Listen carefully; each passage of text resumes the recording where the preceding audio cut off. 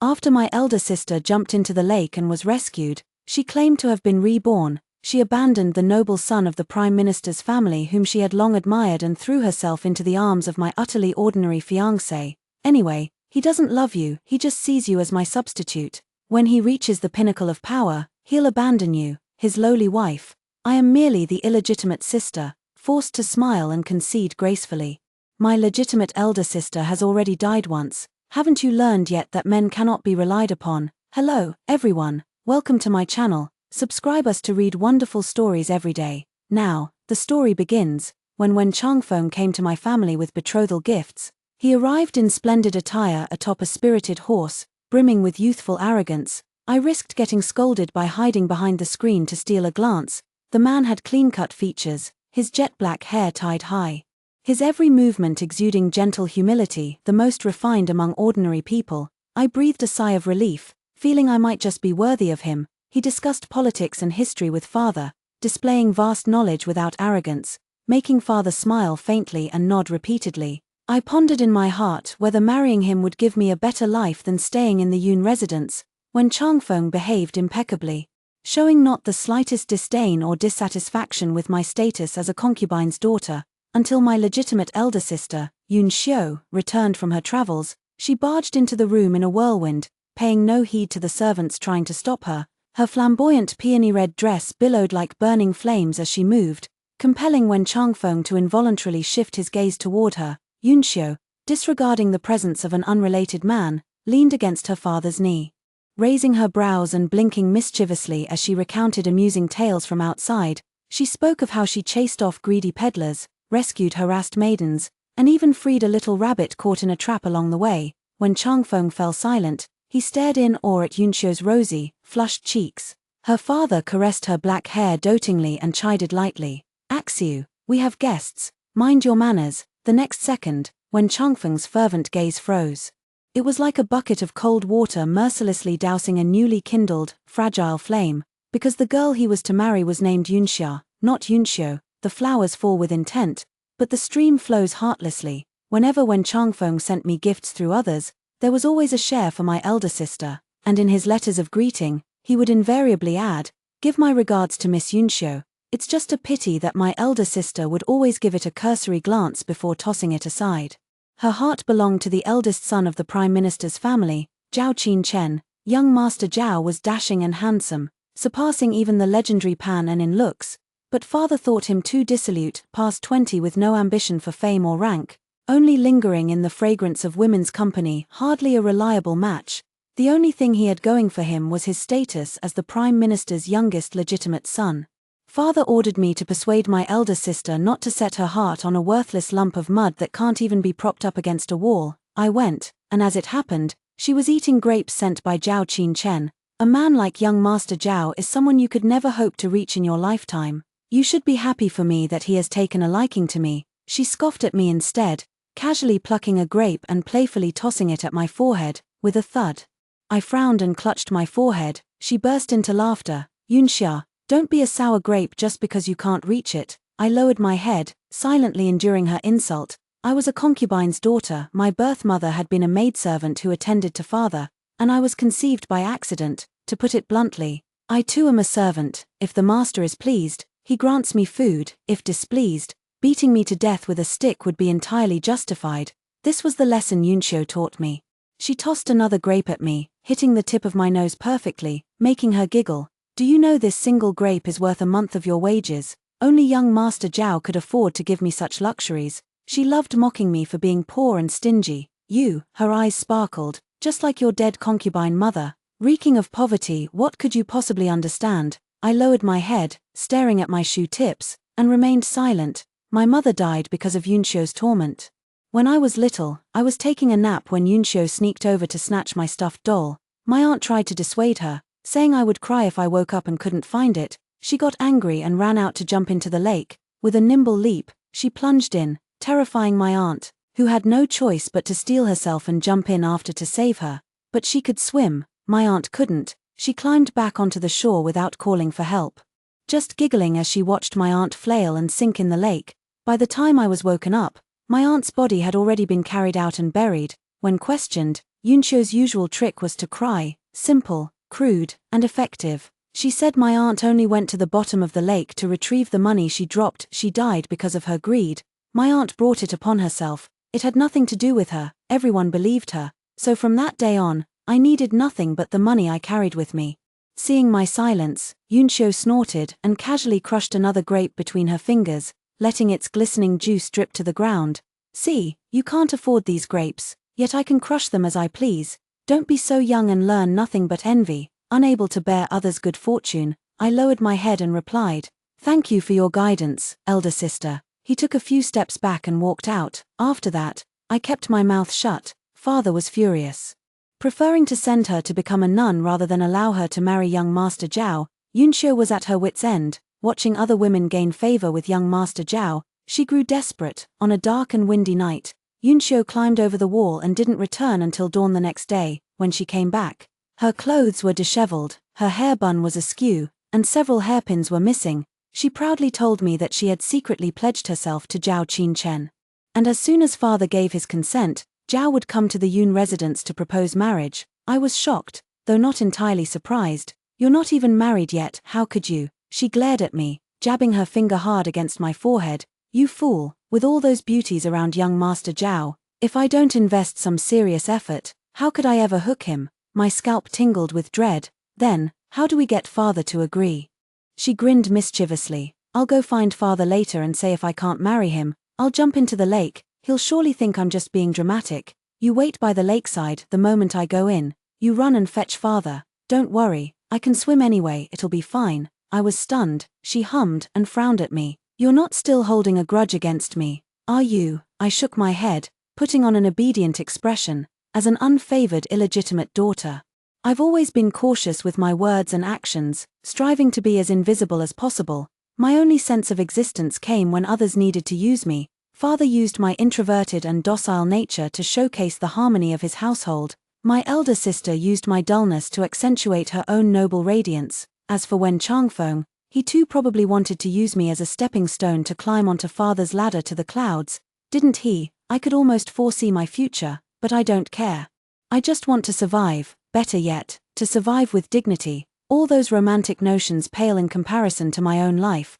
But before I could probe Wen Changfeng's heart, an unexpected incident occurred.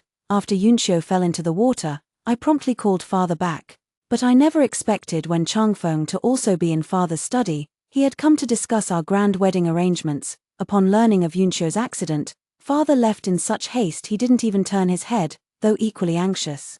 He merely glanced outside without following. "Second Miss Yun." He always called me that. As for Yunxio, he addressed her simply as Miss Yun. "Human lives are at stake. It would be improper for me to stay. I shall take my leave now." He lowered his head, cupped his hands respectfully, and made a proper bow. Good breeding prevented him from being fickle-minded, yet his wavering and divided loyalties were undeniable. I returned his greeting indifferently, as soon as he stepped out of the study. Yunxio's tearful cries grew louder as she approached. He paused. How I wished he would just turn and leave, without another thought for Yunxio, yet he still pretended to hesitate, glancing back with feigned uncertainty, standing rooted to the spot as he gazed expectantly toward the rear courtyard. "Master Wen," I called out, my voice trembling as an ominous premonition welled up in my heart. "Let me see you out," in 2 quick strides. I positioned myself before Wen Changfeng and gestured for him to follow. He still refused to leave. His gaze remained fixed on the direction of the backyard. Yunxio's voice grew closer, and within just a few breaths, she came running over, drenched from head to toe, her eyes rimmed red. She rushed straight into Wen Changfeng's embrace, clutching his waist tightly, and without a word, planted another kiss on his cheek. My heart was shocked, and I suddenly clenched my fingers tightly.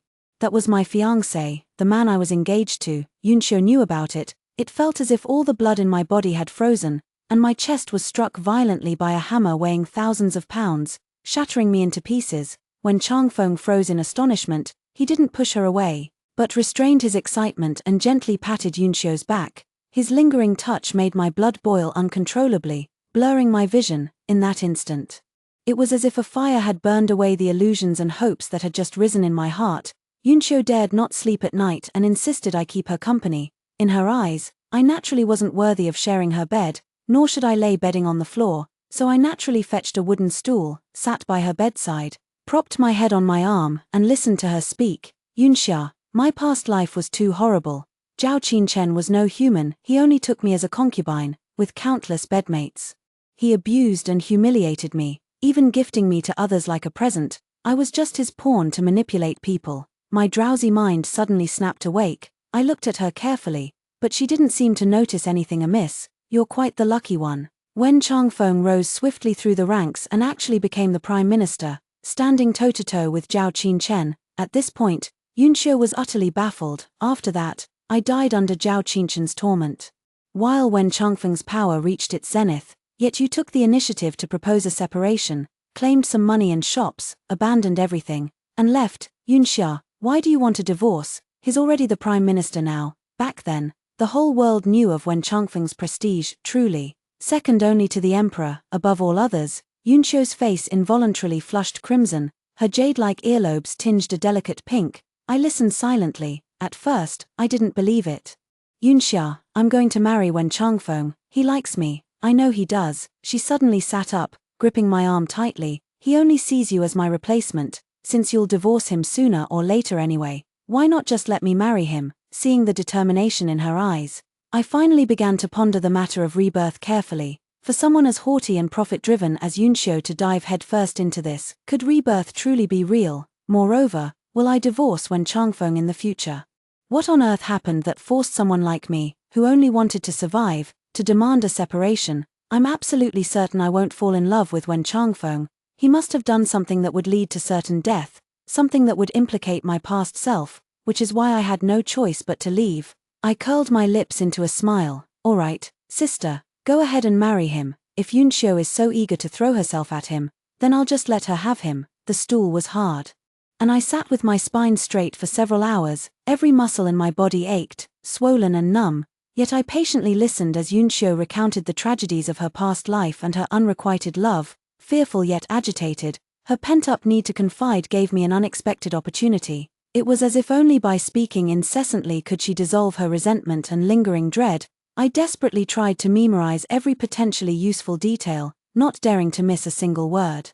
Until she fell into a deep sleep, moving quietly. I blew out the lamp. In the darkness, Yunxiu's brows remained furrowed, her lips pressed tightly together. It seems she's unaware of what I've been doing behind her back. Yunxiu's rebirth has disrupted my plans for revenge. Originally, I intended to manipulate her into marrying that libertine Zhao Qinchen. Now it appears I'll need to make some adjustments. Some things aren't forgiven just once, rather, they must be forgiven anew each time they come to mind. I'll never forget the day Aunt died. Yunxiu clutched my cloth doll, tears streaming down her face, looking utterly pitiful as father cradled her in his arms to comfort her. With his back turned to me, father whispered soothing words to her, as if afraid the precious pearl in his embrace might shatter at any moment. Forget it, just a servant girl. If she's dead, she's dead. Don't be afraid, Xiuyun. Yet it was my own birth mother who had died, but father told Xiuyun not to be afraid. That evening, as the setting sun cast its slanting rays, father's tall figure was enveloped in a vast shadow. This shadow looms over me in every nightmare. I know neither my aunt nor I are favored, but we shouldn't, at the very least, live so wretchedly. I began to hate myself for taking that afternoon nap. I'm clearly just a concubine's daughter, an unloved servant girl. What right do I have to put on airs like a young mistress? As long as I don't take afternoon naps, my birth mother won't clash with Yunxiu, nor will she drown. My birth mother is the kindest soul under heaven, the only one who ever cared for me. Even if all the beautiful words in the world were piled mountain high, they couldn't compare to a fraction of her goodness. She even appeared in my dreams, forbidding me to feel guilty and telling me to live well. I must not only live well, I will also make Yunxiu pay the price, ensuring all who ever looked down on my mother suffer a fate worse than death. The next morning, I had just woken up and hadn't finished washing when Changfeng arrived in the front hall. Father closed the door and spoke with him in the study for a long time. At noon, they called me to join them for lunch. When I arrived, Yunxiu and Wen Changfeng were already seated, side by side, chatting and laughing. After I entered, their expressions changed slightly, and they fell silent. Father lifted his chin, signaling for me to sit down. Second Miss Yun. When Changfeng hastily stood up and bowed toward me, Yunxiu glanced at me, then coquettishly tugged at his arm. Changfeng, we're all family here. No need for formalities. I remained silent and sat down. As expected, father brought up the matter of me agreeing to dissolve the engagement, adding lightly, "You've been wronged." Then we began to eat. The implication was clear: this matter had already been decided, and I had no right to refuse. It has always been this way: what Yunshio wants comes first. My marriage, my dignity, even my birth mother's life and reputation, none of it matters more than Yunshio's happiness. At the dinner table, Yunshio kept serving Wen Changfeng, piling food onto his plate and pouring his tea, her eagerness making him flush with embarrassment as he fumbled awkwardly.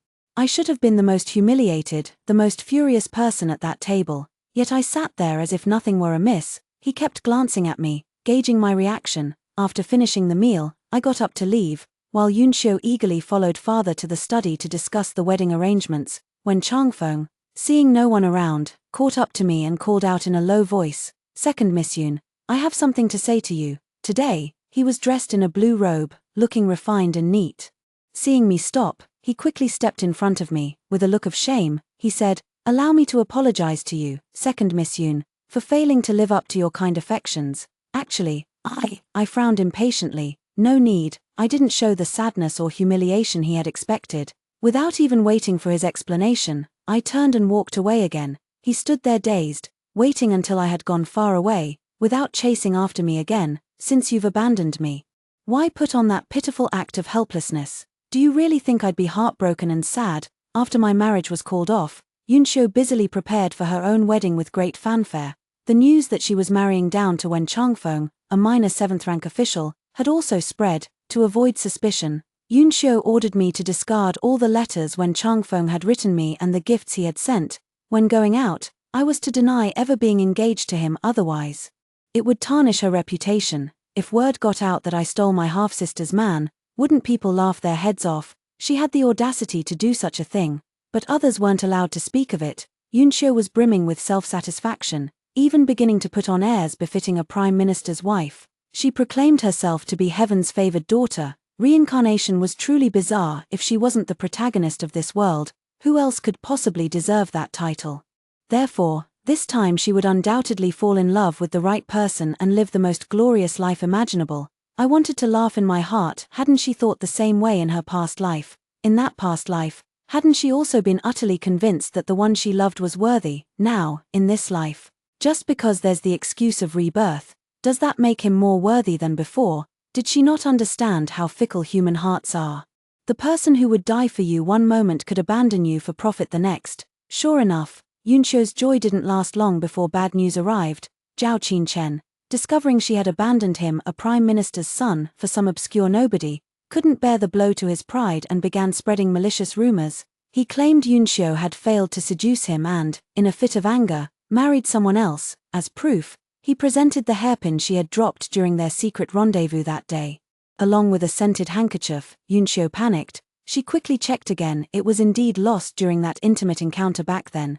"You bitch." Furious, she stormed over to me and, smack, landed a solid slap across my face. I was reading a book, completely caught off guard. "You vile woman. Tell me, was it you who spread it?" She raged, her delicate face alternating between pale and flushed. "You're just jealous, aren't you? Couldn't stand me stealing your man, could you?"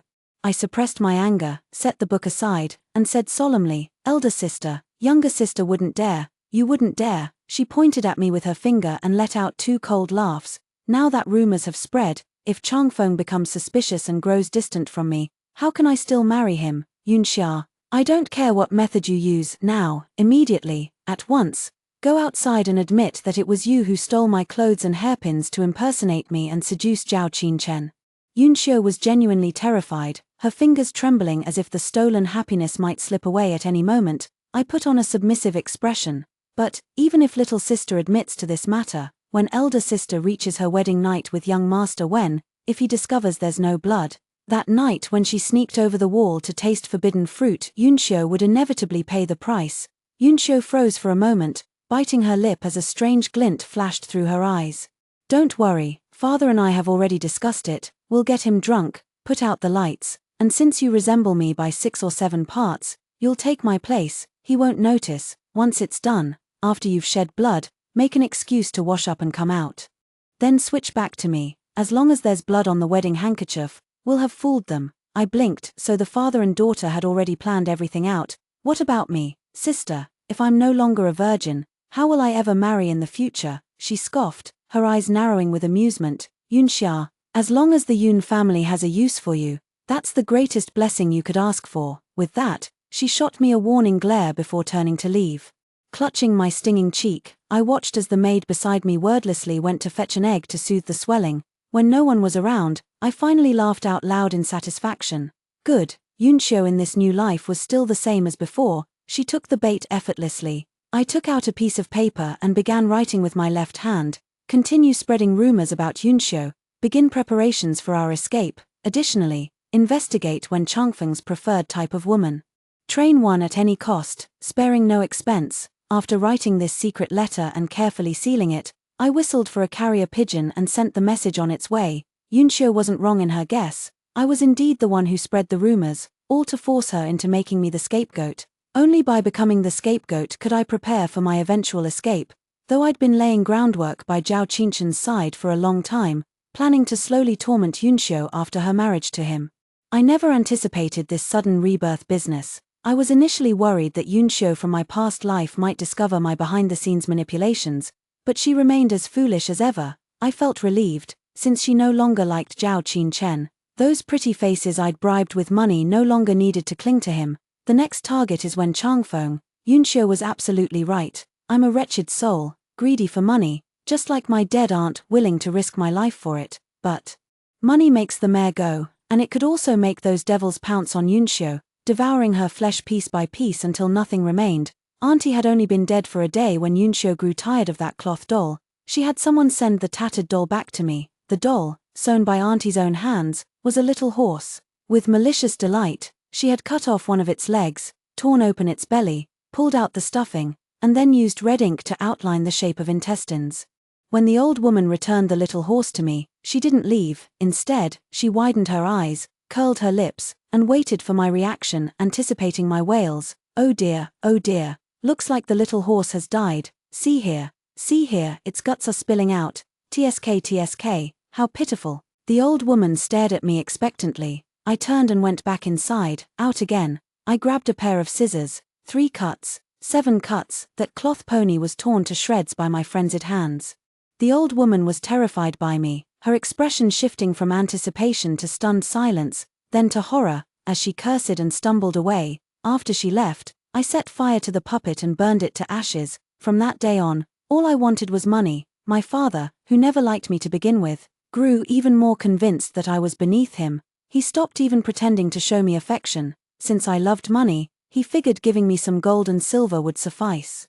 I started reading all kinds of books, learning how to do business, finding ways to accumulate more wealth for security. I was cheated, threatened, and even picked up a beggar off the streets to be my front, managing my affairs in public. When I finally achieved some small success, I began setting up schemes. Piece by piece, I squandered money like dirt, determined to destroy everything Yunxio held dear. I had people cozy up to Zhao Qinchen to compete for Yunxio's favor, whispering poisonous words in her ear to lure her into illicit relations before marriage.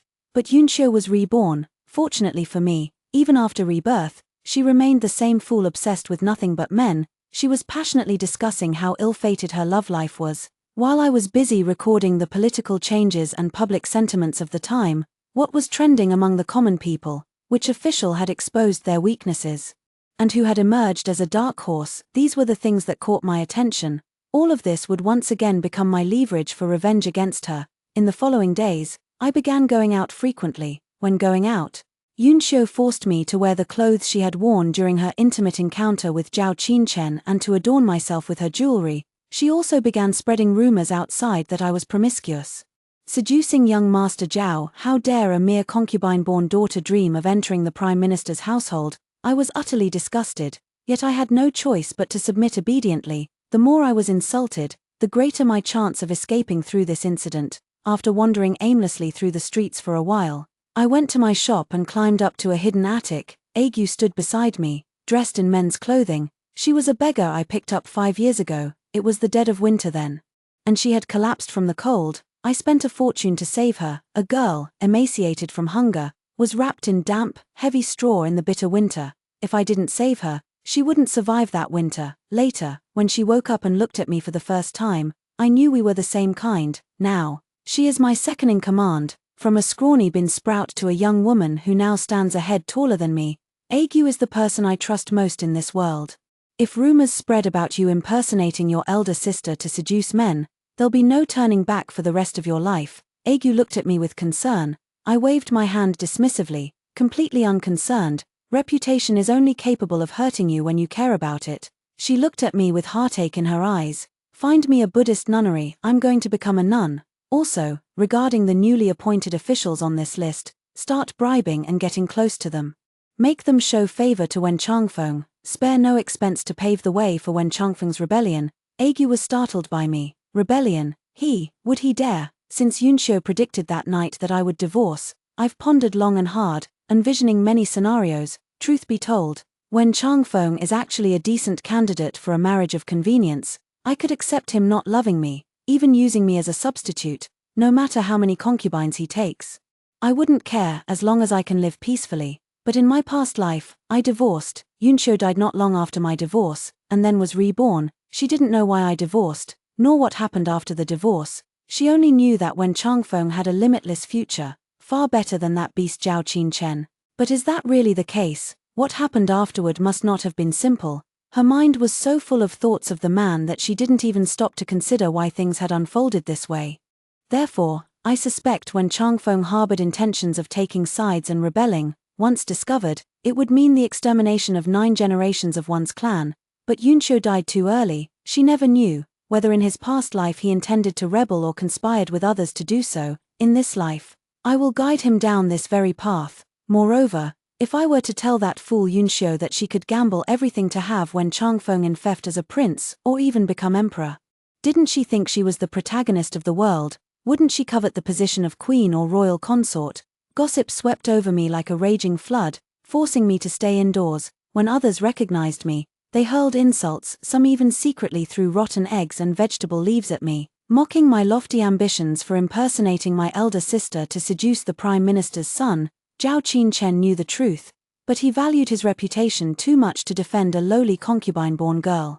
Father bestowed piles of gold and silver upon me again, yet couldn't spare me a single glance. Yunxiu joyfully prepared for her wedding next month. She would be married off. Father was also gambling big, frequently reprimanding and warning me while brainwashing me along the way. Xia, every person has their own destiny in this lifetime. Your destiny is to dedicate yourself to the prosperity of the Yun household. The day before Yunxiu's grand wedding, he came personally to seek me out. Speaking to me heart to heart, Father first let out a sigh. You're also Father's daughter, and Father knows you've been wronged. He recited those words mechanically, his concern not reaching his eyes. But you know your sister's temperament. We're family. When she makes a mistake, as her family, we must help her. I nodded. Father is right. I only hope that years later, when Wen Changfeng's crimes come to light and the Yun family is implicated, he can still mercifully say that family should share the burden. Execution is a family affair. We must all be present and accounted for. Seeing my calm demeanor, he momentarily lost his momentum. Don't worry, he said. After this is over, I'll make it up to you properly. I feigned gratitude. With the rumors having spread sufficiently, it was time to implement my escape plan. Father, your daughter seeks no compensation. I have but one request to make. He suddenly shut his mouth and looked at me warily. What? Rumors have been spreading like wildfire these days. Your daughter knows that staying in the Yun residence any longer would only bring disgrace to the family. 2 teardrops fell as I gazed pitifully at Father. I wish to leave home and become a nun, spending the rest of my days with a solitary lamp and Buddhist scriptures, praying for my sister and father. Once I sever ties with the Yun family, outsiders will have nothing left to gossip about. After I finished speaking, Father remained silent for a long time, fearing he might refuse to let me go. I pressed on. This way, when word spreads, it will reflect Father's mercy toward his daughter. I, who stole my elder sister's clothes and hairpins, shamelessly tried to seduce the Prime Minister's legitimate son. Such crimes should have seen me drowned in a pig cage as a warning to others. Yet in your kindness, you allow me to shave my head and enter monastic life, sparing my wretched life. With reddened eyes, I choked out, Father, tell me, isn't this the best solution? There was genuine resentment in my words. It clearly wasn't my fault. I hadn't done anything wrong. Yet every time Yunxiu acted impulsively, I ended up bearing the consequences, as if I were born to be the scapegoat. Everyone believes I was born to be a supporting character in stories, existing merely to highlight others. My greatest achievement would be taking knives for the protagonists, my happiness, my life. What does that matter? How could it compare to the love story of the main heroine? The study was silent for a moment. Then you will no longer be a daughter of the Yoon family. Father's voice sounded slightly hoarse. Very well. Very well. Though you'll have no ties to the Yoon family from now on, I'll still send people to look after you there. I wiped away my tears with a handkerchief, drying up all the expectations and resentments of these years. This way, everything would become much simpler. I smiled and said, there's no time like the present, let's do it today. That way, when my elder sister marries tomorrow, no one will point fingers. Father hesitated only briefly before calling for someone to fetch my birth certificate and documents, as if afraid I might change my mind. In less than an hour, the person sent to inquire at the nunnery returned with a reply. It was the very nunnery I had secretly bribed. Sister Agu at the nunnery had tampered with things. Everyone there was on our side. That afternoon, Father went to the Yarman to make a public announcement. When Agu brought me the news, he said the gathered crowd was cheering for Father, praising him for doing the right thing, sacrificing family ties for justice, correcting his mistakes, and realizing his errors before it was too late. Father's grin nearly reached his ears. His worthless concubine-born daughter had finally been of some use. The next day, before dawn broke, the Yoon residence was already bustling with activity.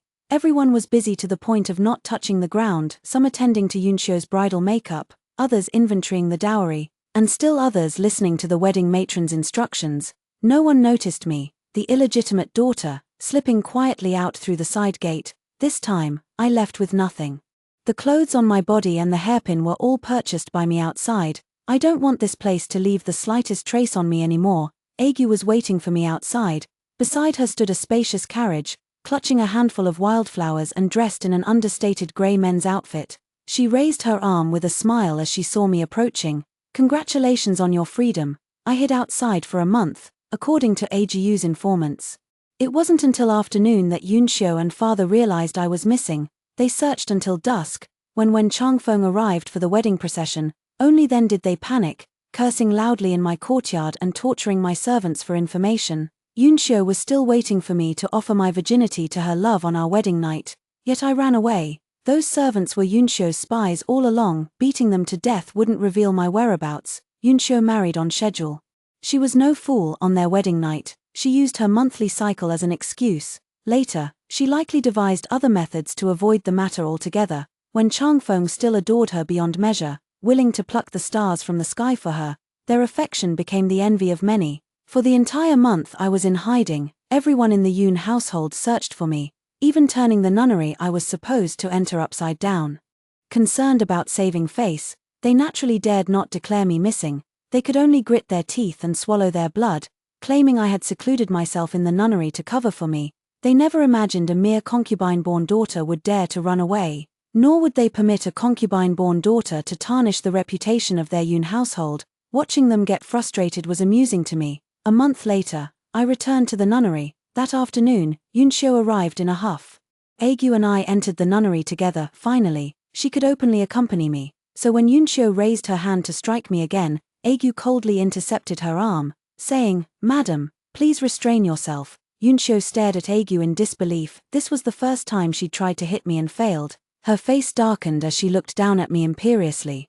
"Yoonshio, will you slap yourself, or shall I do it for you?" In the past, I would have trembled in fear, desperately slapping my own face until Yoonshio burst into laughter. But now, I raised my face, lifted my hand, and slapped her hard across the cheek. With a sharp crack, Yoonshio's meticulously maintained face quickly swelled red. She was stunned, as if she'd seen a ghost. The next second, she lunged at me with claws bared. "You bitch, how dare you hit me? Who the hell do you think you are? I've endured for over a decade. This is just the beginning of revenge, just one slap. And Yoonshio can't take it anymore." Agu stepped in front of me and swiftly restrained her arms. Unable to strike, Yoonshio began to berate me. She called me an ungrateful wretch, saying the Yoon family had raised me for so many years, yet when they needed me, I just turned tail and ran. If they'd known it would come to this, they should have let me drown with my mother. It would have been better. "I knew you vile creature were up to no good. Damn you, you deserve to die. You nearly ruined me." She hated me to the core, her eyes bloodshot. Do you think you can stay away from the Yun family forever? Do you believe this measly little nunnery can protect you?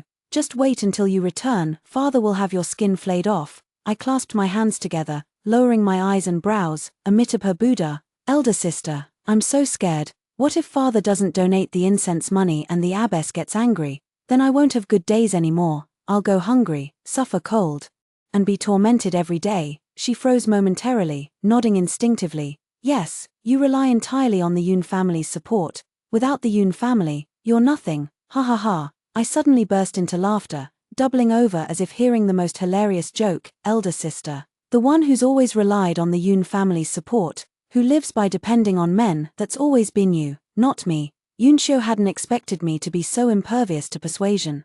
The me who had been utterly cowardly before had suddenly grown a backbone. She couldn't understand it, but there was nothing she could do. I was no longer part of the Yun household and had no ties to her. If she tried to force the issue, she'd only end up with another slap across her face. What's more, she was counting on me to cover up her scandalous seduction scheme. The Yun family could no longer do anything to me. No sooner had Yun Xiu left than when Changfeng arrived.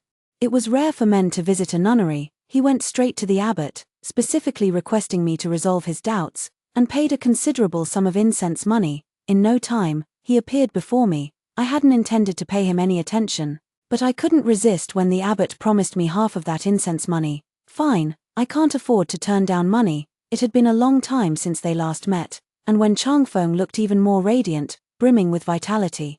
Having married a beauty and gained the support of his father-in-law, when Changfeng would reach that position even faster than in his previous life, this time, his tone carried even more guilt than when he had broken off their engagement to marry someone else. Miss Yun, I'm sorry, if not for me, you wouldn't have been driven to sever ties with the Yun family and shave your head to become a nun. His gaze lingered on my grey robes and the smooth, pale neck exposed beneath them. He probably thought I'd been devastated by his actions. At this thought, I furrowed my brows, wearing a troubled expression as I sighed softly. Patron, what's done is done. There's no use saying anything more now. When Changfeng's lips trembled slightly, if you're willing, I could find a way to bring you out and take care of you. You mean, keep me as your mistress? I bluntly exposed the hidden meaning behind when Changfeng's words. How shameless, he tacitly acknowledged my words. Staring intently at me, Miss Yun, at this point, he still wants to use me to satisfy his selfish desire to redeem others. I smiled and decided to add fuel to the fire. Did your sister ever mention her rebirth to you? After a moment, he nodded. This fool, it's just as well he knows. My elder sister said you have the bearing of an emperor. Though we are not destined to be husband and wife, we are still half related by kinship, at this moment. Young master when should focus wholeheartedly on his future prospects, I sincerely advised. Though these words may sound somewhat presumptuous, I believe young master when is exceptionally talented, second to none. You mustn't disappoint my elder sister. When Changfeng gave a sudden start, he seemed not to have expected me to hold him in such high esteem. His gaze was complicated, but in the end, he said nothing and got up to leave. A moment later, Agu emerged from behind the screen. She folded her arms and clicked her tongue, saying, Yunxiu is outrageously selfish, and this when Changfeng is also audacious beyond measure. Does he truly think he's some kind of extraordinary figure? Two people who share a bed are cut from the same cloth. Your decision to divorce in your past life must have been the wisest choice you ever made. I neither agreed nor disagreed. How are those women coming along in their training? Agu smiled. Very well, each is as lovely as a flower, even I, a woman, find myself drawn to them. Their gentle, tender nature is sure to win more affection than that aloof Yunxiu ever could. Good, find an opportunity to have them approach when Changfeng. Agu nodded. As the words fell, I felt somewhat dazed. I still remember that night when Yunxiu jumped into the lake. She said that in her past life, just a few months after marrying Zhao Qinchen, he had already grown tired of her. Many new women gradually entered his life, each with their own deep schemes.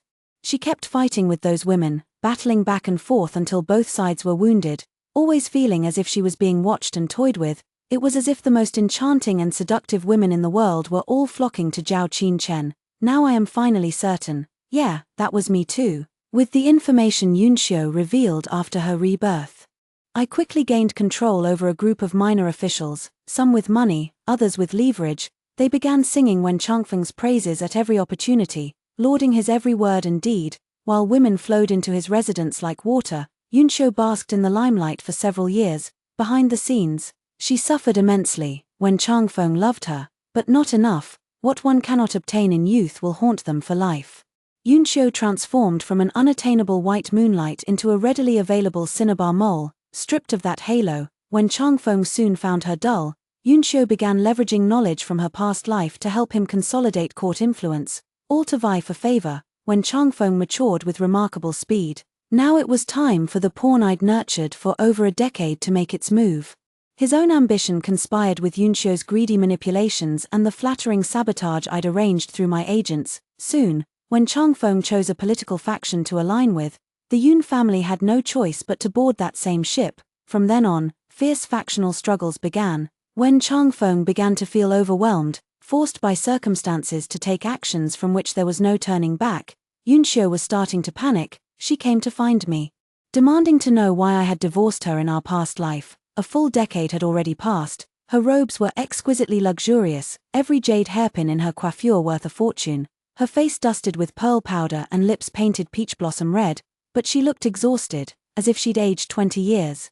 Every noblewoman and young lady in the capital would fawn over her, the Prime Minister's wife, yet now, she humbly tugged at my sleeve, begging me to tell her, Yunsha, why did you divorce him in your past life? Sister, how would I know? You're the one who was reborn, I said with a faint smile. Besides, isn't it a bit late to be asking now? Yunsho's eyes narrowed, her fingernails were adorned with protective guards, inlaid with bright red and green gemstones. They dug into my arm, sharp and painful. I forcefully pried her hand away and took 2 steps back. This younger sister is but a wretched soul, destined neither for wealth in my past life nor entitled to it in this one. Yunsho's face turned ashen as she looked at me despairingly. Unable to obtain the answers she sought, she returned in utter dejection. 6 months later, evidence of Wen Changfeng's conspiracy to rebel was submitted to the authorities. The emperor flew into a rage and decreed the execution of Wen's entire clan, sentencing them to be beheaded after autumn. I'm no longer a member of the Yun household, so naturally I'm exempt from execution. When the imperial decree demanding the extermination of 9 generations arrived, I deliberately went down the mountain with Agu to watch with relish amidst the crowd. It's not like this. Yunsho shoved away the officials trying to restrain her. Given another chance, I wouldn't make this mistake. It's impossible. The bystanders weren't about to indulge her, seeing her make a scene. They delivered 2 sharp slaps across her face. Stunned by the blows, Yunsho stood frozen in place. She suddenly began struggling desperately, initially clinging to the illusion that the Yun family could protect her. But when she learned that the Yun household was implicated and her father would also be beheaded, she started raving madly about her innocence. It wasn't me. The one who should die is Yunsha, my half-sister. She dredged up decade-old grievances, claiming it should have been her half-sister Yunsha who married Wen Changfeng. But who would listen to a dying madwoman? Agu stood by my side, muttering, even if it were you, you wouldn't die. You're divorced after all. Men, truly unreliable. Yunsho boasts of being reborn in this life. Yet she's still walking the same path as her previous one. After being imprisoned, Yunsho seemed to have gone completely mad, unable to accept the shattering of her beautiful dreams.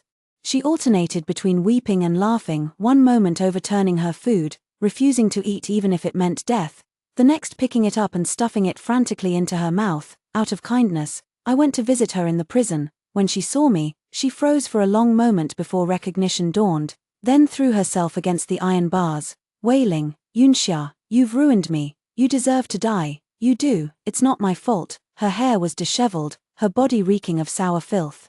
Covering my nose, I said, elder sister, oh no, I forgot. I'm no longer part of the Yun family. Miss Yun, after all, it was you who insisted on marrying him. For a moment, she was distracted. No, did you already know when Changfeng's rebellion would fail? You knew in your previous life, didn't you? In this lifetime, you also thought of becoming a monk to preserve yourself. Faced with imminent disaster, Yunsho actually had a rare moment of clarity. I didn't answer her question.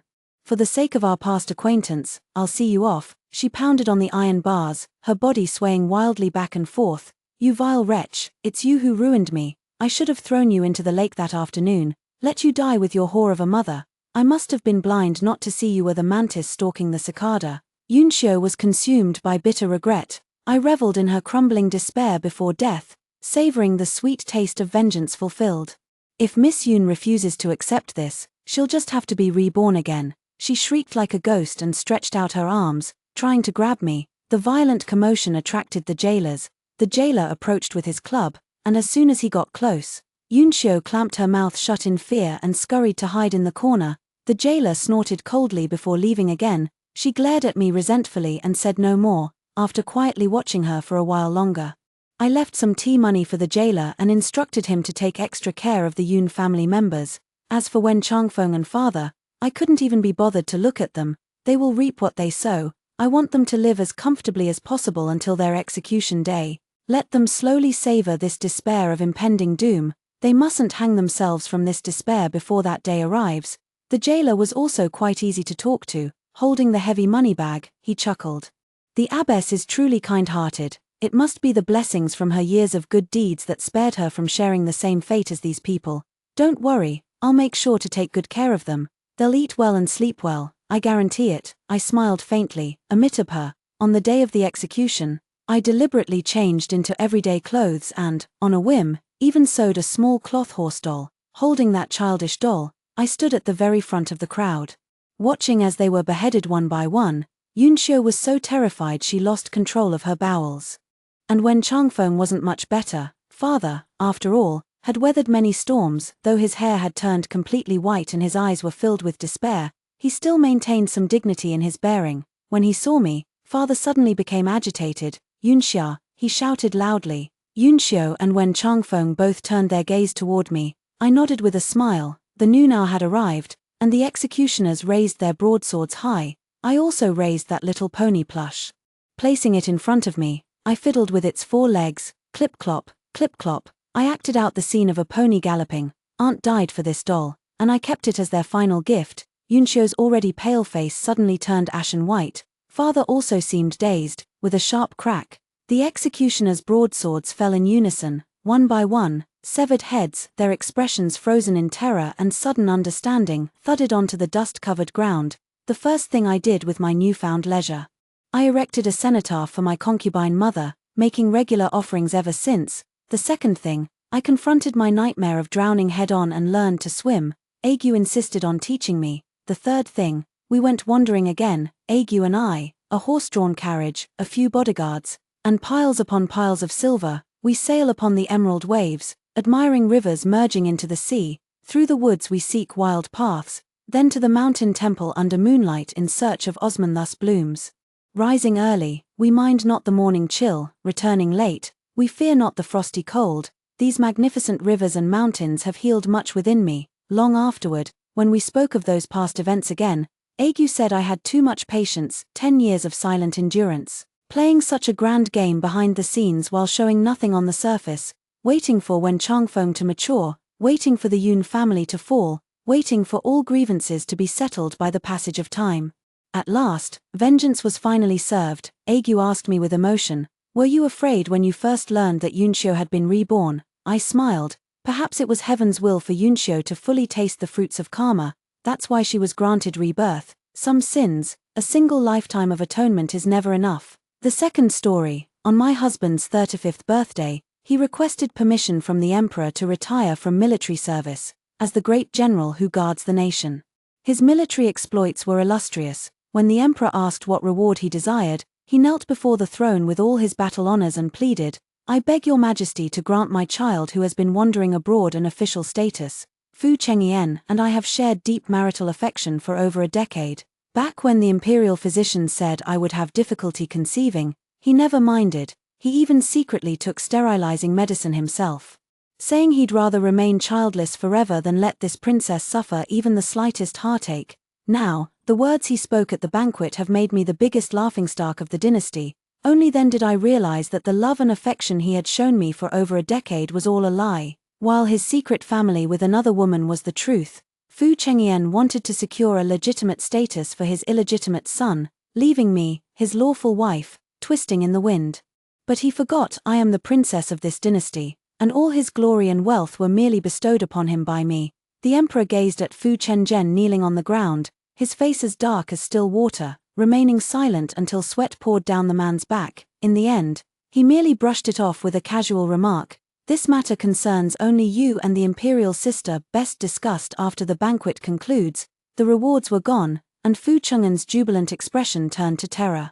The hall full of high-ranking officials and noble ladies looked at me as if I were the biggest joke in the world. "I am Princess Jiahe, married to Fu Chenzhen for over a decade. Our marital bond has been deeply affectionate, and despite my inability to conceive, Fu Chenzhen never uttered a single word of complaint. When the imperial physician declared my constitution too frail for childbearing, he even pleaded for a sterility prescription on my behalf. That day, he vowed, 'I would rather have no descendants than risk losing Shua. Shua is my life. I cannot let any harm come to her.'" His words and deeds spread far and wide, moving many to sigh in admiration how deeply devoted the consort of Princess Jiahe was. Some were even inspired to compose poems and chronicles in his honor.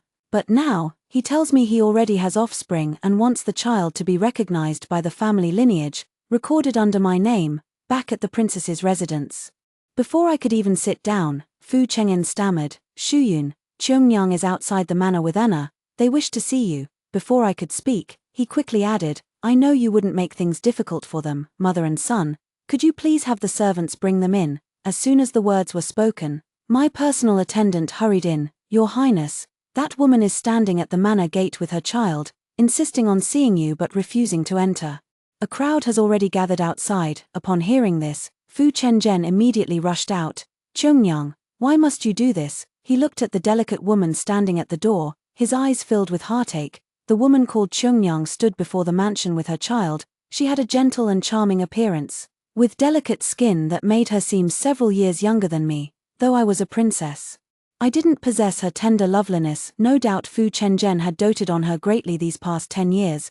Beyond financial support, there must have been abundant love to keep a woman so carefree and radiant. As soon as Cheongyang saw me, she fell to her knees with a thud. "I beg your Highness to grant Anna legitimacy. He is my husband's flesh and blood. Whether I can enter the household or not doesn't matter, nor does my status. I only ask that your Highness, for my husband's sake, allow Anna to be recognized by his ancestors." Having said this, she kowtowed heavily, her forehead striking the ground with a loud thud. The two men before her could hardly bear the sight, their hearts aching. Fu Cheng'en spoke with difficulty. "Shuyun, all the blame is mine. At the time, I was drugged in the brothel, and Cheongyang had no choice but to use her own body as the antidote to save me. Otherwise, I would have fallen into someone else's trap.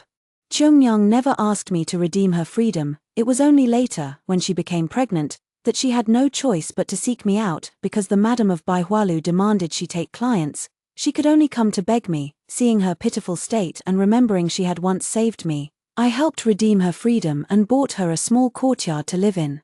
All these years, Cheongyang has never asked for anything, neither status nor wealth. She has simply lived quietly and properly, raising the child. Now that the child is grown, it's not right for them to be called a bastard. I beg your Highness to take pity on her loneliness and helplessness, and allow her and the child to enter the estate." I sneered mockingly. "Lonely and helpless? Hasn't she always had you, her husband?" Cheongyang said in a delicate voice. "Your Highness, please calm your anger. The consort's heart belongs only to you. It was my own presumption. I couldn't bear the child not seeing their father, so I pleaded desperately and only managed to secure a chance for the child to meet him once a month. All these years, the consort has only seen Anna once a month, never lingering with me for even a moment. His heart and eyes are solely for your Highness, if not for the child growing up and needing education, with no other choice. I would never have dared to disturb your Highness's peace. Anna is bright. The tutor says he could take the imperial exams in a couple of years, but he lacks a clean lineage and cannot acknowledge his own father. Your Highness, please consider how deeply devoted the consort has been to you all these years. Grant this child a chance at life." The Fu clan members watching nearby also chimed in with persuasion. "Princess, Chenzhen is already past 40 without an heir. Now that he finally has his own flesh and blood, why not acknowledge the child? It's common for men to have multiple wives and concubines. Surely being a princess doesn't mean forbidding the consort from taking a concubine. Of the 3 unfilial acts, leaving no descendant is the gravest. Even a princess should consider the Fu family's lineage." Everyone was talking at once, putting me on the spot as if my refusal would make me the villain who doomed the Fu family to extinction. The onlookers outside were also buzzing with gossip, each with their own take. Wasn't it said that the imperial consort and the princess were deeply in love, and that he even took sterility medicine for her? How did such a big child suddenly appear? So you see, you can't trust a single word men say. What's the use of all that affection when he's secretly keeping a mistress? That woman came from the 100 Flowers Pavilion. So, is this child really the imperial consort's? This child looks to be over 10 years old. Is the imperial contraceptive that ineffective? How could he still father children with an outsider after drinking it? Fu Chengyan's face turned pale, then flushed with anger. Naturally, he heard the commoner's remarks and could only plead with me in a low voice. Shuyun, your reputation is at stake. Let them enter the residence first, and we'll discuss this later, now that the royal family's private affairs have become the talk of the town.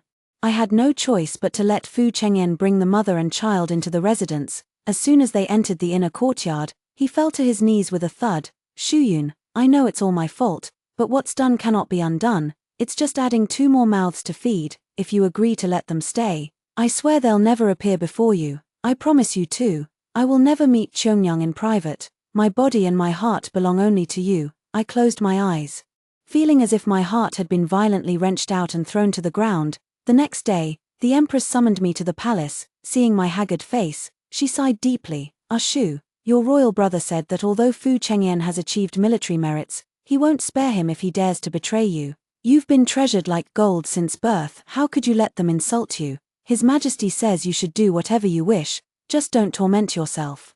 I closed my eyes and whispered imperial sister-in-law, tears streaming down my face. Fu Chengyan and I had been childhood sweethearts, married young, yet all those years of affection turned out to be nothing but lies. Last night, the side courtyard of the princess's residence was brightly lit as Fu Chengyan personally escorted Chongyang and her child into the inner quarters. Opening the storerooms, a steady stream of treasures was carried to the Tinghua pavilion, decorating the courtyard extravagantly, more exquisite and grand than even my own chambers. Even when the matron went to fetch my calming tonic, she found the stoves completely occupied, simmering with Chongyang's various tonics. The kitchen maids trembled as they pleaded. His lordship's orders. He even stewed the bird's nest himself. We wouldn't dare interfere. Matron, please forgive us. The old nurse returned with a face livid with anger.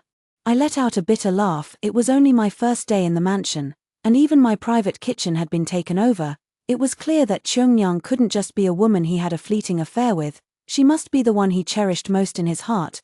This was originally my mansion. The only reason Fu Chengyan dared to act so brazenly was that, over the years of marriage, I had loved and indulged him so much that he forgot his place, forgot that I was the true master here. The old nurse had long warned me that there was a distinction between master and servant. If I spoiled the consort too much, trouble would come sooner or later.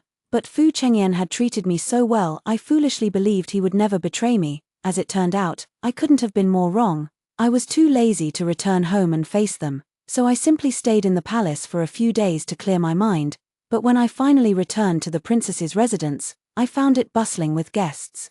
The courtyard outside packed with carriages. Chongyang was dressed in dazzling jewels, looking nothing like a woman in her 30s. Fu Chengyan held her hand as they toasted the guests together, while their son was the center of attention at this banquet, a happy family of 3, holding a recognition banquet in my own residence. Half drunk, Fu Chengyan laughed heartily and declared, "Today, I've already explained to the clan elders and opened the ancestral hall. From now on, Anna is rightfully a son of the Fu family. His name is Fu Jian, my son, Fu Cheng'an's son, and also your highness's son. When the princess returns, I will petition to have Anna registered under her name, making him her legitimate heir from then on." I laughed angrily. After just a few days away from the manor, I've suddenly acquired a legitimate heir. All the guests froze upon seeing me, rising hurriedly to pay their respects.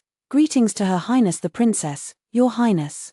Yesterday we received invitations stating you would formally recognize this child as your heir today, which is why we specially came to offer congratulations." "Yes, I never expected Your Highness to be so magnanimous." I raised my eyes to Fu Chengyan, my face as dark as storm clouds. "I've only been in the palace for a few days. Yet the princess's residence has already changed hands, and you've even acknowledged a son. Even if you truly wish to take a concubine, you should at least offer me the concubine's tea. Without proper rights, how dare she step through the gates of the princess's residence, Fu Chengyan, without my consent? How dare you acknowledge a child in my name? Just a bastard born from some brothel whore. Your Fu family has no standards, sweeping up any filth into the household. And now you expect this consort to acknowledge him as a son. Is he even worthy? Are you suggesting that in the future, the bastard born of your mistress should address the imperial princes and princesses as brothers and sisters? The Fu clan patriarch glared at Fu Chengyan and demanded, "Didn't you claim the princess had acknowledged this child's status? How could she be completely unaware?" Fu Chengyan looked at me, his eyes brimming with pleading. "Shuyun, whatever you have to say. Let's discuss it after the guests leave, with everyone present today. Grant me this face, let's not argue now, alright, we can settle everything once the banquet is over." I snorted coldly. "Over? You randomly dump a son on me, the princess's legitimate heir who'll be granted titles and ranks in the future. Have you even considered whether he's worthy?" Fu Chengyan said sharply. "Enough, Shuyun, Anna is my flesh and blood, even if you're a princess, you're still my wife. Doesn't that make my son your child too? How is he unworthy? By your logic, am I unworthy to be your husband either?" He stood opposite me, speaking harshly with raised voice, while Cheongyang and the child hid behind him. Fu Jian comforted softly, "Father, don't ruin your health with anger. After years of campaigning everywhere, your constitution isn't what it used to be. You should take better care of yourself. If you get this angry, mother will be heartbroken." Cheongyang clung tightly to Fu Chengyan's side, looking at me timidly. "Your Highness, I only ask for a place to shelter myself and Anna, and I promise not to be a bother to you. Is even this too much for the princess to grant? After all, he is my husband's child. Could the princess truly bear to see my husband left without an heir? If the princess harbors resentment towards this humble concubine, I am willing to leave the child and depart, as long as the princess acknowledges Anna. Even if it means granting me a white silk cord, I would accept it willingly. From then on, Anna would have only you as his mother and would honor only you, his esteemed mother. Would that be acceptable?" Fu Jian clung tightly to Cheongyang, tears welling in his eyes. "No, mother. If I were to forsake you for the sake of my future, what kind of person would I be? Even in death, a son should always stay with his mother." Cheongyang and Fu Jian clung to each other, weeping bitterly. Fu Chengyan glared at me through gritted teeth. "Your Highness has such a cruel heart. Just because you cannot bear children, must you be so vicious? Must you drive them both to their deaths before you're satisfied? Even if you're a princess, you married into the Fu family, you're my wife, Fu Chengyan. Taking concubines to continue our lineage is my right, and your refusal is nothing but jealousy. Even if this were brought before His Majesty, there would be no reason for the Emperor to show favoritism. Your Highness would do well to think carefully. I am determined to bring Cheongyang into this household, and your consent is not required." After more than a decade of marriage, he had never once spoken harshly to me. Now that he showed his true colors, it was as if he had become a different person entirely. I looked at him, then at Cheongyang sobbing on the floor. "What a magnificent performance," with a faint smile curling my lips. I said, "Since Cheongyang has borne you a child, consort, it is only right that you should marry her." Fu Chengyan looked at me with evident relief. "Shuyun, I knew your heart would soften. I knew you would understand. Rest assured, even after Cheongyang enters our household, I will remain as devoted to you as ever. You alone hold the deepest place in my heart." I raised my hand to stop him from continuing, straightened my back, and looked at Cheongyang, whose eyes were full of anticipation and a hint of secret delight, before speaking calmly. "Fu Chengyan, from this moment on, our marital ties are severed. Whomever you wish to marry or take as concubines in the future will have nothing to do with the princess's estate. I have already petitioned His Majesty. Today, before all these witnesses, I, Li Shuyun, hereby divorce you." The guests in the estate were stunned. Fu Chengyan stammered, "Shuyun, what are you saying? Divorcing your husband? We've been a loving couple for over a decade, and you want to divorce me over such a trivial matter? How can you be so temperamental? If word gets out, people will only say you're jealous. How could we tarnish your reputation like this?" I gave a cold laugh. "General needn't worry about my reputation. Thank you all for coming. The princess's residence is not hosting any banquet, nor recognizing any legitimate heir. You may take your congratulatory gifts and return home." Fu Chengyan was utterly devastated. He looked at me, his face ashen. "Shuyun, how could it come to this? If you truly refuse, we can still discuss alternatives." I took a step back as the matron stepped forward, handing him a piece of paper. "General, please accept this. It's the letter of divorce personally written by Her Highness. The general should also pack his belongings and vacate the princess's residence promptly. This will prevent any delays when the imperial guards arrive. Lest it interfere with your recognition of the legitimate heir and your new marriage." The entire assembly of guests stood frozen in shock. The princess was actually divorcing her husband. "You're absolutely right. His Highness is of royal blood. while Fu Chenzhen, despite his military achievements, is merely a subject. How dare he keep a pampered mistress and humiliate His Highness like this? Does he expect His Highness to live under the same roof as a brothel prostitute? Back then, he willingly drank that sterility potion himself. How is it that now, in middle age, he's starting to regret it? Who knows if that sterility potion was real or fake? If it was genuine, where did this illegitimate child come from? Such plots are common in storybooks, a brothel girl saving a drugged young master by offering herself, then later being elevated into the household by virtue of bearing his child. There are plenty of tales like this, no doubt. This mistress is following the same script. Fu Chengyan stepped forward to grab me. Shuyun, no, how can you divorce your husband? Do our over 10 years of marital affection mean nothing to you? I flung his hand away. Of course they mean nothing. Otherwise, where did your mistress come from? And where did your illegitimate child come from? You raised that bastard behind my back all these years. Now you want to give him status and his mother a proper title, or else I'm the unkind one. Fu Chengyan, I'm afraid you've miscalculated. If I were truly unkind, and your concubine and son were to suddenly drop dead in this mansion one day, who would dare say a word against me? I'm letting you have your way, allowing you to be with your wife and child openly. What more could you possibly be dissatisfied with? Fu Chengyan looked at me with restrained anger. Enough, Shuyun, must you always threaten me with divorce whenever things don't go your way? Chungyang bore me a child, she's made great contributions. Can't she even be allowed to enter our household as a concubine? Anna is my Fu family's descendant. Doesn't he even deserve to have his status recognized? You can't bear children, yet I've never once complained. Chungyang gave me an air. But you've made endless difficulties for her and publicly humiliated her. This is truly intolerable. Fine, if you want a divorce, then divorce, just don't come crying with regrets later. The matron eyed him coldly. General, pack your things and leave the estate at once. And one more thing. Those relatives of the Fu family who've been freeloading at the princess's estate should leave too. All those aunts and cousins staying at Her Highness's villa must depart as well. We're hosting a banquet there in 3 days, don't spoil Her Highness's mood. The Fu family members immediately swarmed around Fu Chenzhen, urging him, Chenzhen, you're now the nation-pacifying general. How can you let yourself be bullied by a mere woman? Exactly, even if she's a princess. Without your military achievements, could she live so carefree? That's right, even if you part ways with the princess, you're still the guardian general of the nation, what's there to fear?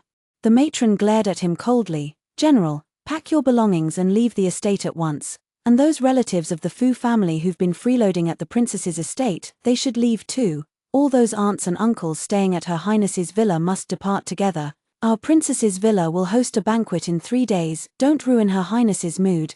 The Fu family members immediately swarmed around Fu Chenzhen, urging him, Chenzhen, you're now the guardian general of the nation, how can you let yourself be threatened by a mere princess? That's right, even if she is a princess, without your military achievements, could she live such a carefree life? Exactly, even if you separate from the princess, you'll still be the guardian general. What is there to fear? Chungyang tightly clutched the hem of his robe and said pitifully, husband, whether you're a prince consort or a general, in Chungyang's heart, you'll always be my heaven, I would never leave you no matter what. Fu Chengyan looked up at me, his gaze intense. Shuyun, are you truly without regret? He glanced once more at the opulent princess's residence, a flicker of unwillingness flashing in his eyes. Shuyun, if this matter reaches the imperial court, without my consent, you'll find divorce far from easy, however much His Majesty dotes on you. He remains ruler of this realm, how could he overturn the natural order between husband and wife? My smile froze at the corners of my lips as I regarded him coldly. Fu Chengyan, you forced me to recognize a bastard child as legitimate heir. This is nothing less than adulterating the imperial bloodline. If you refuse to accept this letter of divorce, then prepare to face criminal charges. I stared at him coldly, watching his face pale as I snatched the divorce letter. Fine. From this moment on, we are no longer husband and wife. You and I shall go our separate ways, free to marry others. Then I pulled Chungyang and Fu Jian along. Let's pack our things and leave. The Fu clan members watched me with icy disdain. At her age, divorcing her husband, does she still think she's some untouched maiden? Chen Zhen is a high-ranking minister of the court. Does Her Highness truly believe she'll find a better match than him? Even if she does, it would only be for the power and influence of the princess's household. Fu Chenzhen wore an expression of righteous indignation as he began gathering belongings with the Fu family, only to be stopped by my subordinates. General Fu, what are you doing? How dare you take these gold and silver vessels? These all belong to the princess. From the day Fu Chengzhen became the imperial son-in-law, I never treated him poorly. I even cleared a plot in the backyard to build an ancestral hall for him, where he could place the memorial tablets of the Fu family ancestors. All the ritual vessels enshrined there were priceless. Over more than a decade, he had grown accustomed to them and naturally wanted to take these too. The matron sneered from the side. General Fu, weren't all the items you used to worship your ancestors stored in that abandoned courtyard in the back? The princess kept them there out of consideration for your nostalgia. Those were all things your Fu family brought when you married the princess. My personal maid stood nearby, putting on a show of scolding the newly arrived maidservants. Keep a close eye on all these items, don't let careless hands move them. Each piece must be carefully watched, with responsibility assigned individually. Moreover, many of the princess's dowry items have been mixed up and scattered throughout the mansion. Be wary of outsiders growing accustomed to using others' belongings and casually taking them. Ah, madam, the hairpin in your hair was a tribute from a foreign kingdom, personally bestowed upon the princess by His Majesty. Someone, remove that hairpin at once. A quick-witted maid rushed forward and yanked the hairpin from Chungyang's hair. Clutching her scalp, she shrieked, "Husband, this brocade fabric worn by Master Fu also comes from the mansion's treasury, General. This cloud-patterned brocade is worth its weight in gold. Might I trouble you to settle its cost?" I watched the inner courtyard descend into chaos, witnessing after much commotion how Chungyang and her maidservants were quarreling in a heap.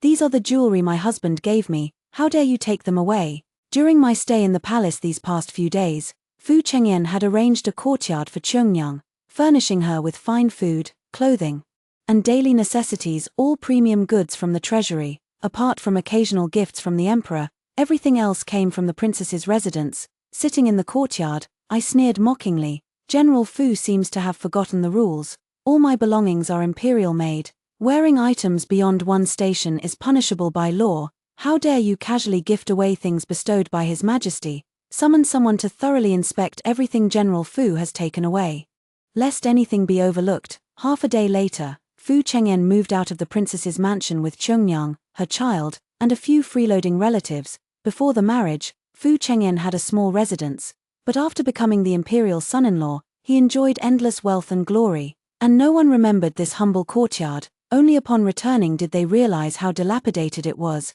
With a leaky roof, Chungyang stared blankly at the rundown courtyard and murmured, "Husband, how did it come to this?" Fu Chengyan comforted her, saying, "Don't worry, I am, after all, the guardian general of the nation. Tomorrow at court, I'll request the emperor to bestow us with a new mansion. Don't forget, my military achievements are illustrious. How could the emperor possibly do without me? These hardships are only temporary. Just bear with tidying up our new home for now. When the new mansion is bestowed upon us, I'll surely host a banquet for the capital's nobility and grant you proper recognition." Fujian also chimed in, "Mother, father's difficulties are merely temporary. Now that he's finally freed himself from the princess and moved out of her residence, our family can be together forever. What does enduring a little hardship now matter?" Chungyang smiled through her tears. "Yes, from now on our family will be together. No hardship is too great."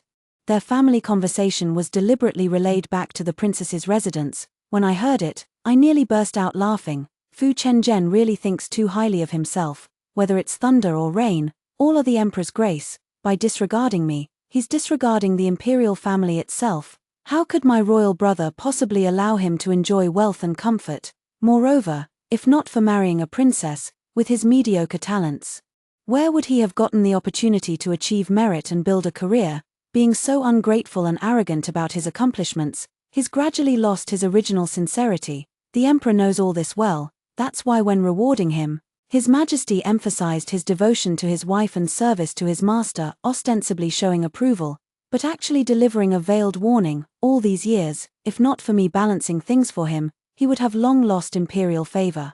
Fu Chengzhen was quite pleased with himself, believing that even though he had left the princess's estate, he could still rely on the prestige of the guardian general title to secure a place in the capital. Chungyang had always been pampered by Fu Chengzhen and had never done any heavy labor. This time, after leaving the princess's estate without bringing any servants, they had to handle everything themselves. It took them several days to finish tidying up. Barely managing to prepare a few livable rooms, looking at her roughened hands after days of work and feeling sore all over from exhaustion, Cheongyang burst into tears and said, "Husband, please hurry and buy a few servants. I truly can't take it anymore. I haven't suffered like this in over a decade." Fu Chenjen glanced at their dwindling silver and tried to console her. "Just endure a little longer. When I requested the Emperor's permission to retire from military service, His Majesty allowed me a few days to reconsider. I've decided to report to the court tomorrow. I'm still in my prime and can continue serving the Emperor. The Emperor will surely be overjoyed, and there will be rewards aplenty. Commanding servants and maids will be trivial matters. Wait till I secure an official title for you, making you a proper noble lady." Yet the very next day at court, before he could even speak, the Emperor had already issued an edict. "Our beloved Minister Fu, regarding your request to retire from military service, we have considered it. You have toiled these many years, and it is indeed time to let younger generals gain experience. Your request is granted. Shortly, you shall hand over your military tally to the cavalry general, who will take over your duties. Minister Fu, from this day forth, you are relieved of your armor to return to the fields and enjoy your remaining years in peace. Court is dismissed." With that, the Emperor departed with several high-ranking ministers to the imperial study for further discussions. Fu Chenjen stood frozen, about to speak when the surrounding ministers crowded around him.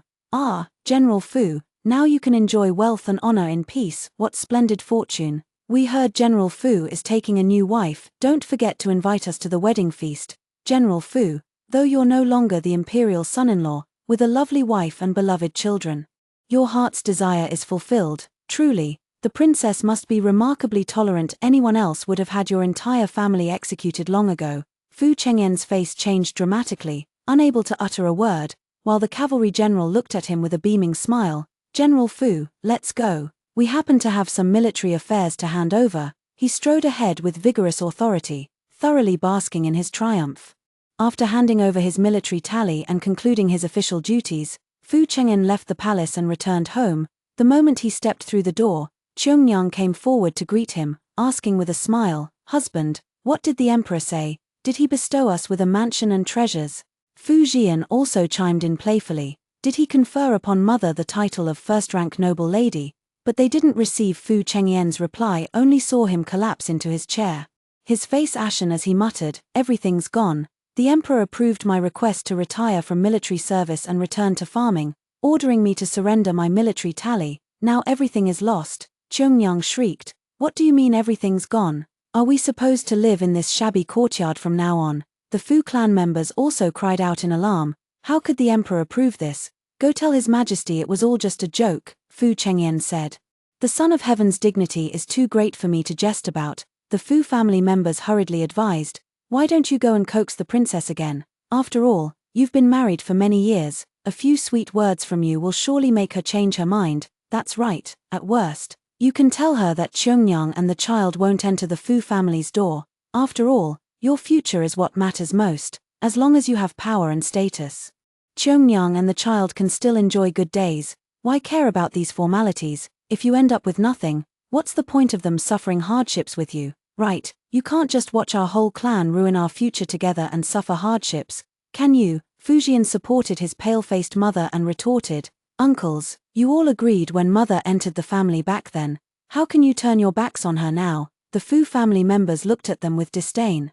"Who said we agreed? Your mother had no status to begin with. The princess is Chang'an's rightful wife. Are you saying we should abandon the lawful wife for a mistress? Besides, when your mother was pregnant with you, things were indeed unclear. It's only natural for the princess to have doubts." "Exactly. How could the legitimate heir of the Fu family be born from a brothel prostitute? Such a story would never hold water in the future." The next day, Fu Chengyen arrived at the princess's residence with my favorite pastries. When he entered, he saw me reclining on a jade couch, surrounded by maidservants and several eloquent scholars adding to the amusement. His expression darkened as he said, "Shuyun, how have you become like this? You even dare to keep male concubines." Everyone looked at him, and I burst out laughing. "What? General Fu still thinks he's the consort. Now, whether I keep male companions or not has nothing to do with you.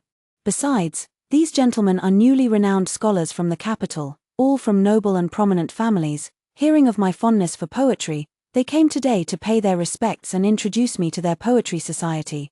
How is it that in General Fu's eyes, everyone is as preoccupied with carnal matters as you are?" Upon hearing these words, the group cast peculiar glances at him. His face flushed with embarrassment as he placed the pastry before me. Shuyun.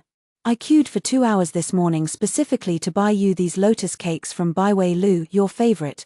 Do you still like them? I glanced up and pointed at the snacks on my table. My cook happens to be Baiwei Lu's head chef. She can make all their pastries, so there's no need to trouble General Fu. Fu Chengyan took a step forward, his face pleading. Shuyun, I know I was wrong, I shouldn't have hurt you over a child. I've thought it through, I'll give Chongyang and that child some money to return to their hometown, we'll sever all ties, and start fresh. Would that be alright? I burst out laughing. Fu Chenzhen, start over with you. Are you even worthy? You're old, powerless, and penniless, what could I possibly want from you? Your advanced age or your poverty? I am a princess, if I marry you, you become a royal consort, if I discard you, you're nothing but mud on the ground. Do you think I'm desperate for you? Back then, countless men sought my hand from the emperor, yet I chose you, a penniless martial arts champion with no family background. A man like you dared to keep a mistress behind my back, deceiving me for over a decade just for an heir. Fu Chenzhen, you truly disgust me, but I can give you a gift as a reward. Guards, bring him in, I commanded. Soon, a filthy man was brought before me. The moment he saw me, he began to wail, spare my life. I truly know nothing. Please, princess, have mercy. I was just a worker in the brothel back then. One of the girls there gave me a packet of powder and told me to slip it into General Fu's drink. She said she had long admired the general and wanted to spend a night with him. Who knew that after I succeeded in drugging him and took the silver to return home, I found out someone had hired assassins to kill me. I had no choice but to hide. At first, I thought it was the princess's people. But after several close calls, I realized the ones trying to kill me were the very same person who ordered me to drug the general. I stared at him. Who exactly told you to drug him? Would you still recognize them now? He nodded hurriedly and said, though so many years have passed, I would still recognize her if I saw her. When that courtesan gave me the silver, she had a mole between her eyebrows, I'd spot it at once. Chongyang indeed had a mole between her eyebrows. I looked at Fu Chenzhen with a faint smile and ordered the servants, bring General Fu's new wife here. Fu Chenzhen wore a puzzled expression. When Chongyang was brought in, the man pointed at her and cried, it's her, your highness, she's the one who told me to drug him, when the general was unconscious. She took advantage and offered herself, pretending she had saved him. Your highness, please grant this humble one justice, I am truly wronged. When Chongyang saw the man's face, she turned deathly pale and staggered backward. What nonsense are you speaking? I don't know you at all. The man stood up. You don't know me. The apprentice who sold you medicine at Huachun Hall back then was my fellow villager. He still remembers your face clearly. You poisonous wretch. After poisoning others and playing the innocent, you successfully deceived the general into redeeming you, becoming his mistress, and then began hiring assassins. What a viper-hearted whore. Fu Chenzhen was thunderstruck, staring blankly at Chongyang as he said, was it your trap? Back then, you saved me by giving yourself to me. Was it all a lie? I redeemed you, kept you all these years, even had children with you, planned everything for you, and in return, you pretended to be innocent, only to come and ruin me. If you hadn't tricked me into fathering Anna, the princess wouldn't have divorced me. Today, I'll kill you. The man suddenly burst into laughter. She bore you a son. You must be mistaken. When she drugged you, she was already a month pregnant. That child belonged to one of her patrons. Chongyang yanked the hairpin from her head and charged at the man. Shut your mouth. But the hairpin was swiftly snatched away by Fu Chengyan, who glared at the man and demanded, what did you say? Anna isn't my son. The man sneered contemptuously. Back then, I delivered wine to the brothel madam every day. I heard with my own ears when she told your woman to get rid of the unwanted burden in her belly quickly, lest it interfere with her work, but she said she'd find a way. Who would have thought her solution was dragging you into it, pretending to cure your poison, claiming she was carrying your child? In truth, she'd planned it all along. That child belongs to someone else. If you don't believe me, test the blood yourself. Fu Chengyan roared in fury. Someone, bring water. I will test our blood to prove kinship. Chongyang shook her head tearfully. Husband, you would rather believe others than trust my word, is that it? Fu Chengyan flung her hand away. If you have nothing to hide, why are you so afraid? Fujian shook his head desperately. Father, I am your son. If word gets out that you tested our blood, what will people think of me? No amount of explanation could suffice. Clear water was brought forth, and 2 drops of blood dripped into it. Soon, the result became clear. The 2 drops of blood slowly dispersed in the water, refusing to merge. Fu Chengyan grabbed Chongyang by the throat. "You dare deceive me, you wretched woman, I'll kill you." I ate grapes while watching this farce, then had all these people thrown out of the princess's residence. After returning to his residence, Fu Chengyan drove Chongyang and their son out of the Fu household. Having been pampered by him for so many years, Chongyang couldn't bear such hardship. She still had some private savings hidden away, so the mother and son rented a small courtyard to live in. However, with no income, they could only try to earn some copper coins by doing laundry for others. But Chongyang had been weighted on hand and foot all these years, her hands never touching rough work. How could she endure it? Within less than half a month, she fell ill, and their money flowed out like water, soon completely spent. By the time Fu Jian went begging at Fu Chengyan's doorstep, he found the Fu residence empty, its occupants gone. Fu Chengyan, having been divorced by me and now embroiled in this farce, had no face left to stay in the capital. Overwhelmed by rage, he fell gravely ill. His clansmen, seeing no other option, sold the dilapidated family home for a few hundred taels of silver. With this money, they hired a rickety ox cart to take him back to their hometown. Before leaving, he sent a letter through a messenger. I unfolded it, only to find it filled with words of repentance. I tossed it into the brazier, watching the opera performers sing of a dream under the southern bow, and smiled faintly. My whole life seems like this play, and it's time to wake from the dream. The end.